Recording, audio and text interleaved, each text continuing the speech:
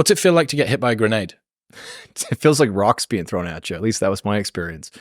I was medically evacuated from Afghanistan. So I did 2 deployments, which in the world of Navy SEALs, I did the shortest tour you could do. Meaning my time in service was 7 years, and for SEALs, you have to sign a contract that's longer than the traditional 4. Most people, when they enlist, it's a 4-year deal. For the SEALs, because the training takes so long, you basically add these 3 years on top. I think mine was a little bit longer. So I served the minimum. And I say this because there invariably are going to be very senior Navy SEALs that listen to this and are going to judge what I say here. But I deployed the minimum. I did 1 combat tour, and that was the first tour I did, and that was to Afghanistan. And we definitely got into gunfights. In many ways, it was actually what I thought it would be like. A lot of it was, you go through so much training, so much prep, and you get overseas, and it's like you're terrified. It looks like war, and I'm half smiling here because it's like it's so weird when you first get there. It's so different from your normal life. Does this make you feel like you're kind of back there? This actually looks similar to FOB Shank, which is, so we landed at this base called Forward Operating Base Shank, right in the middle of, I think, Logar province in Afghanistan.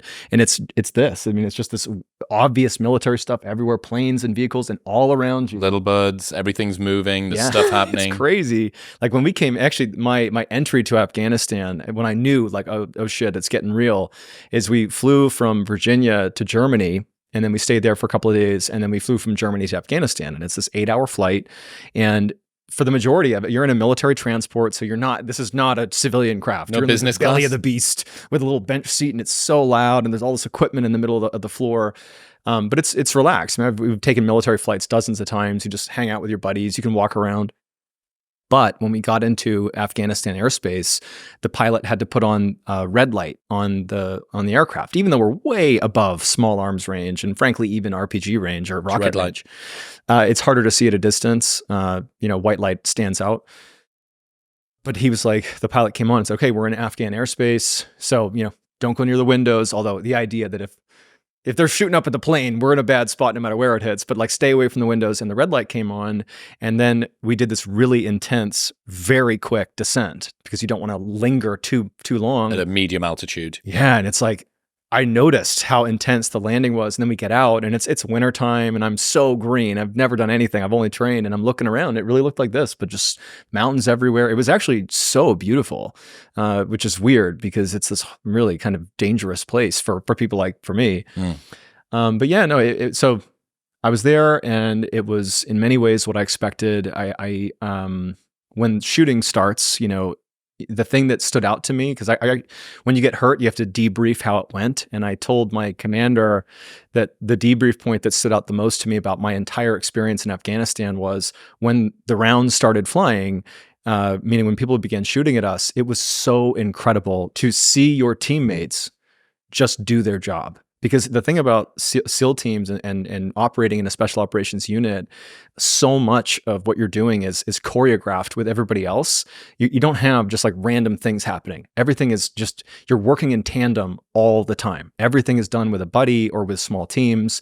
And just seeing in this like crazy moment where like gunfire's coming in and you're looking at your teammates and your teammates are so well trained that you just see this look of not calm. It isn't like they're like superheroes. I mean, it's chaos, but you're seeing what millions and millions and millions of dollars in very specialized training looks like in real time.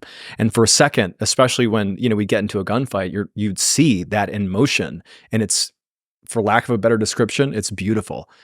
We are unstoppable on the battlefield. It's the idea that there are people that are walking around in sandals and AK-47s up against this team, it just seemed unbelievably unfair. Of war. It's like, no wonder the SEALs have the reputation they do. And I'm not talking from like how cool I am. It's the other SEALs I saw that was like, holy shit, like this is an intense level of training.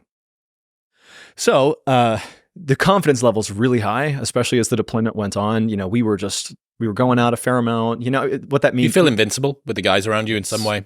And that's actually something you need to keep in the back of your mind, that you're not. I am not invincible. Yeah, the complacency kills. And I actually, there's definitely an element of that invincibility thing. And also, most of us are in our early 20s. We're in the prime of our lives. You can see how that would happen. Anyway, so the grenade.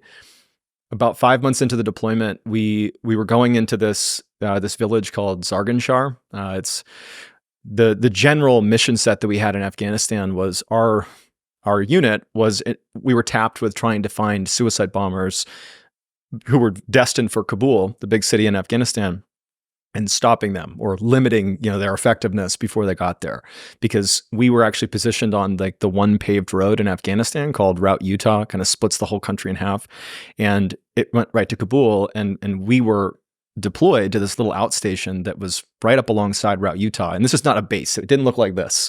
It was like a couple of HESCO barriers and some tents, like a very miniature version of this. Mm-hmm. And it was our job to stem the tide of these suicide bombers. And across the street from Route Utah was this city, if you will, called Zargar. And so in Afghanistan, it's, mud huts. It's not sophisticated architecture at all. I mean, some places there is, but where we were, it's like you're out in the sticks and it's mud huts and very simple. But Zargar, it was mud huts, but they were built on top of each other. I mean, it's like the closest thing to an urban environment as you're going to get outside of like a Kabul. I mean, this is urban Afghanistan. And what that meant was when you went into Zargar, it was just, there were so many opportunities to get stuck on dead ends, to have corners where you can't see around. And it was covered in IEDs. It was covered, or there was fighters everywhere. I mean, this is a highly contested place because it's actually where a lot of these suicide bombers would be kept before carrying on to Kabul. And the thing about Zargar is you would literally look into this town from 1,000 meters away. We'd drive around it and look in. And in other parts of Afghanistan, fighters do not want to be recognized as fighters. They'll be targeted and killed by NATO. These fighters in Zargar are openly carrying their AK-47s and patrolling the streets. They know that this is a target, this place, and their job is, I'm a fighter and I'm protecting the people in the city from NATO. And so we would go in, and it was like an obvious gunfight is going to occur. That's why we're going in. And so on just before Easter in 2014, I think it was April 19th. I think that's right before Easter. April 19th, 2014. We went into Zargar. We got into what would amount to be a pretty long, drawn out, but not the whole time, like sporadic gunfire for like 6 hours. Our partner force, so the Afghans that we worked with that went out the door with us, a couple of them got wounded, they got shot. Our dog got shot, but everybody lived. But there was like casualties along the way. And we're deep into our deployment. It's a 6-month-long deployment. This is 5 months in. It was the fighting season, so it's the springtime. There's much more action, if you will. And, we were pretty experienced, I would guess, for this deployment. We were hungry, and it was just very frustrating this particular day that we kept getting shot up, and then they'd disappear. It was like just over, because they had these tunnels, that ran underneath the city that they could escape in. And again, it's like, imagine being in a city that you don't know. There's loads of places that people can escape. And so by the end of the night, when basically we had gotten shot up a whole bunch and didn't do a whole lot of shooting back, we did, but not effectively. We were just kind of angry, I guess I would say, like frustrated, like we're kind of getting our asses kicked. What's going on? There's obviously fighters still here because we're still getting pot shots. And at some point, a drone overhead, one of ours, an unmanned aerial vehicle, spotted a group of what we call MAMs, so military-age males, that were crouched down by this wall, kind of near where we would eventually exfil when we left Zargar. And so there was some consideration that they could be setting up an IED, or they could be getting ready to shoot at us when we leave. So there was some threat with these people, but given the rules of engagement, you can't just, okay, I'm going to go over there and just start shooting. You can't do that. You need to go see what's going on. You have to identify a weapon. And realistically, at the time, you need to get shot at first. So our fire team that I was a part of, which is a group of 7 SEALs or 6 SEALs and a couple partner force, We happened to be physically closest at the time when this intel came out that, hey, there's these MAMs over here. And so I was not in charge. I'm just a typical new guy gunner. Our leader said, let's just go and see what's going on. Like, just get eyes on these MAMs and see what they're doing. It wasn't, let's go over there and get into something. It was, let's just go see. And so it's gnarly what ends up happening because it didn't go the way we expected. We end up walking down this alleyway where we were anticipating that we would walk down this alleyway, this narrow little alleyway with the walls on either side of us, and we would get to this wall like right ahead of you, almost like a T intersection. And so you walk down this wall or this hallway, and you reach this T, and our expectation was this wall right here that we're walking towards is like 6 feet high, 7 feet high, so not that tall. You can kind of look over it, that we would be able to look over this wall, and there's a whole field that extended beyond it. And on the other side of the field, where there is another wall, like, 100 meters away, they were kind of crouched up against that wall. So all you need to know is we're going to go to a wall, we're going to look over it, and about 100 meters away on the other side of the field is going to be these MAMs. We walk down the alleyway, we get to the wall, we look over the wall, and they're not on that side of the field. They're right here. They're literally less than a foot away from us. They're crouched down, and they didn't hear us because, we were quiet, making our way down the alleyway. And it's one of those things where our team lead had to do something. We had to be effectively proactive at this point because the risk that we all intuitively understood here is best case, frankly, would have been to get out of there. Like, this is not the way we want to engage with these people. It's way too close, way too much risk here. Back out. Like, it's silly to engage them. But if we turn around and begin going the way we came in, our back is to them. And what's to say they haven't heard us? Maybe they'll stand up and start shooting at us. So it was kind of like an in-the-moment decision we got to engage. And so our team lead, he got down and tapped his leg, signaling to somebody else, start to engage. He stepped onto our team lead's leg to get his head up over the wall, and he called out, they have weapons. So we knew that, yes, these are combatants, and a close quarters gunfight ensued. But at least 2 people, I've heard as many as 7, but I think it was 2 people on the other side of the wall. It was between 2 and 7. At least 2 of them were holding grenades that they had already pulled the pins on. They were just holding the spoon down. So as soon as they let go, it would detonate a couple seconds later. But they were holding them for this exact reason. In case they were discovered, it functions as like a suicide bomb. Yes. And so when we began engaging them, they threw the grenades over the wall. And I was not one of the guys shooting. I was standing behind the guy who was shooting. I'm just in this alleyway, and it's the middle of the night. We're on night vision, and the drone overhead had an infrared spotlight that was cast down on where we were to mark where we were. And it was a flashing strobe. So with infrared, you can only see it on night vision. So to the naked eye, it would look like darkness. But to me, on night vision, I have this blue grayscale, pretty high speed night vision. And it was a very bright flash. It felt like you're in a spotlight that's periodically flashing. Is there a reason that it's not constant? I think it had to do with the fact that we were actively in an engagement. And I think that I don't really know why, because it's not supposed to. That actually has more to do with targeting. It's a little bit complicated why you would use a flash versus steady. But for whatever reason, we're in a flashing strobe. I don't think it was protocol, put it that way. But imagine there's like a flashlight from God straight down to the earth. That's what it looks like. It's this amazing, really bright IR light. Anyway, so it's flashing. And because it was so bright, when those grenades came over the wall, one of them came over the wall and time slowed down because immediately my brain is like, there it is. Your death is coming. Here comes this grenade. And it would flash, the IR strobe would flash on. And this is just a fraction of a second. And I would see the grenade coming right towards me, and then it would flash off and it would disappear because it's now no longer illuminated. The light would come on again. Now the grenade's even closer. I mean, it really felt that slow, even though this happened in the fraction of a second. Grenade comes over, it hits my shoulder, and it lands on the ground. It hits your shoulder. It hit my shoulder. And it fell to the ground. And I remember when I saw it flashing and coming over the wall, I actually was thinking not, oh boy, I can't believe I'm going to die. It was more like, I hope this at least detonates below my head. It'll still kill me, but at least my family will be able to recognize me because it will not blow my head off. And so in this like time standstill moment, the grenade Is that fear? What is that? That sounds like an oddly sort of rational. It was rational. There was no emotion. It was just facts. Why? I don't know. I've never been in an absolute near-death experience before, but what I tell people is, in a weird way, you're the way we are able to live so seamlessly, our heart pumps, we breathe, our lungs work, we walk, we talk, we do all these different things. We don't think about it. That's that our experience is being alive. It happens basically automatically. But what else happens automatically is death. You only experience it once. And your body, your brain, your mind, at least in my personal experience, is ready for that moment. You just don't think that. And so when it was time, and I'm like, a grenade's coming over the wall that's gonna hit me, it's gonna kill me. It was just like, boy, I hope my family can at least see my head. And so I remember when it hit my shoulder, I was thinking, please don't blow up, please don't blow up, please don't blow up, please don't blow up. And I was like, oh, phew. It's going to blow me away. Relief. Yeah. I was like, thank God. And then when it made it all the way down to my legs, I was thinking, oh shit, it might just blow my legs off and I might be able to live. And then when it hit the ground and I was able to slightly turn, I was like, oh shit, this is pretty good.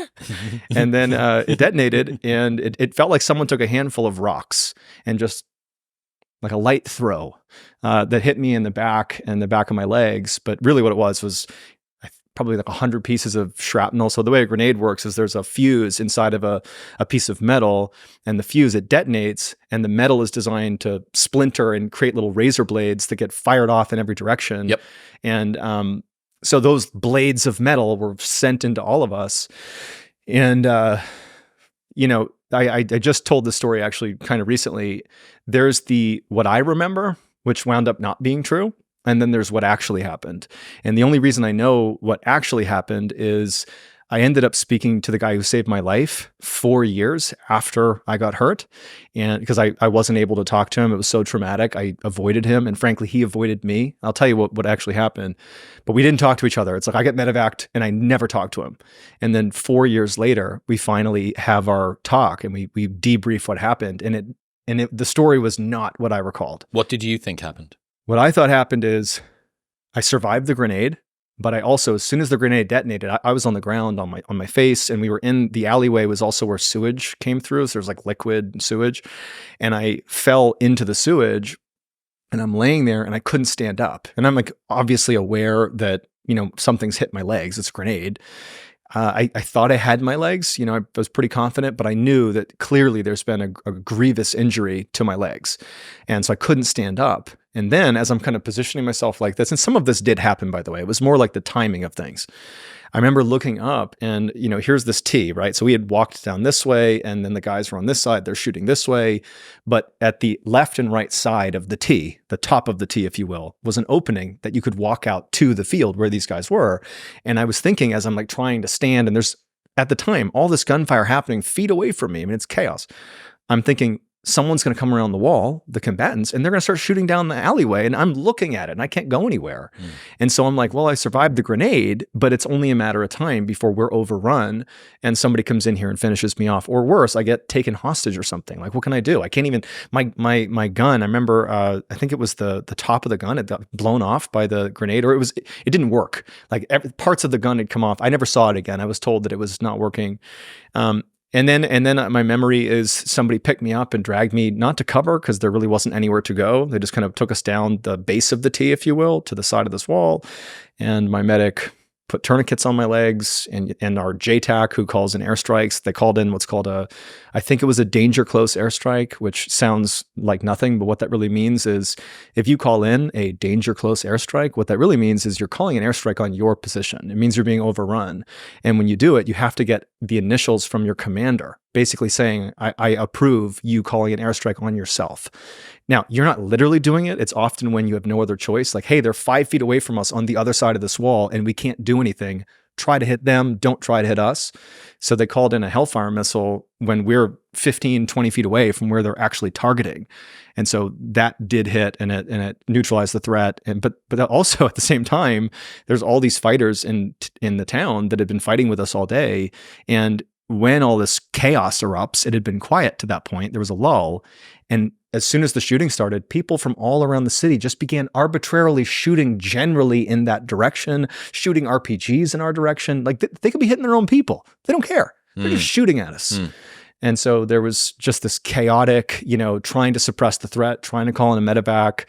And, after my medic had put the tourniquets on me, he was so calm. He's like, hey, it's okay. It's all good. Everybody's been hurt, by the way. We have another guy whose lungs have collapsed. Is that mostly from grenades?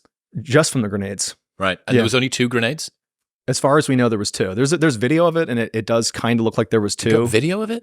The drone was filming it. Yeah, And have you seen this? yeah. It's grainy. You're not like, oh, there I am. It's Yeah. more like, But you okay, can probably pick out. yeah, yes. How does that feel to watch your own mortal danger? I will say that I was glad that there was a record of it in a way, for posterity or something. Frame it, put it on the wall. And I think that's true.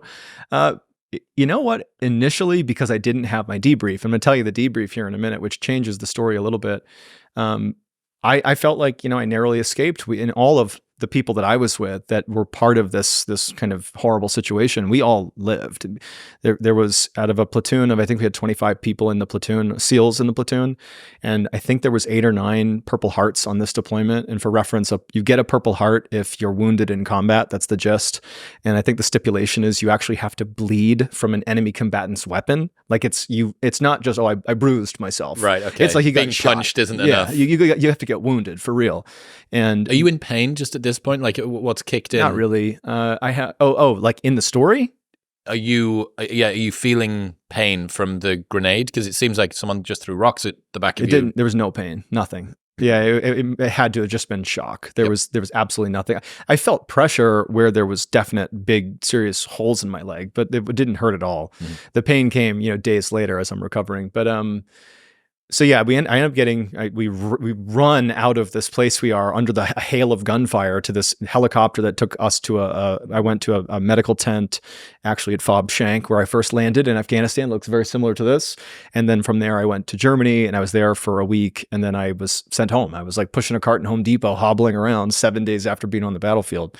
But the thing that really screwed with me was actually, I came home and I frankly was not prepared to really talk about the specifics of what happened, but I didn't know why. I wasn't like, oh boy, I'm so screwed up from that. It was more like, I just don't really want to talk about that. But 4 years later, I end up talking to my medic, who is the guy who put tourniquets on my legs because I would have bled to death. I mean, he also didn't want to talk about it. We both, without saying anything, completely avoided each other. We worked at the same SEAL team. Like we weren't when I came home from this injury, I was out of my platoon. The platoon was over and I was put into a new group, a whole new group of guys, so we weren't working together directly. I came back home and we didn't see each other, but we went to the same building every day for work and we definitely waved at each other. But it was like, we're just not going to talk about this really big thing that we both went through. In other news, this episode is brought to you by Shopify. Shopify is the global commerce platform that helps you to sell at every stage of your business. Shopify powers 10% of all e-commerce in the United States, including My Drink Newtonic and huge brands like Gymshark. When I was 23, I launched a sportswear company. 13 years later, I launched a productivity drink. Both times, I chose Shopify. Whether you're selling scented soap or offering outdoor outfits, Shopify helps you sell everywhere at every stage of your business. Shopify helps you turn browsers into buyers with the internet's best converting checkout, 36% better on average than other leading e-commerce platforms. Basically, make more money, have fewer headaches, and launch your business more quickly by using Shopify. Plus, they've got award-winning support to help your success every step of the way. Right now, you can sign up for a $1 per month trial period by going to the link in the show notes below or heading to shopify.com/modernwisdom, all lowercase. That's shopify.com/modernwisdom to grow your business no matter what stage you're at.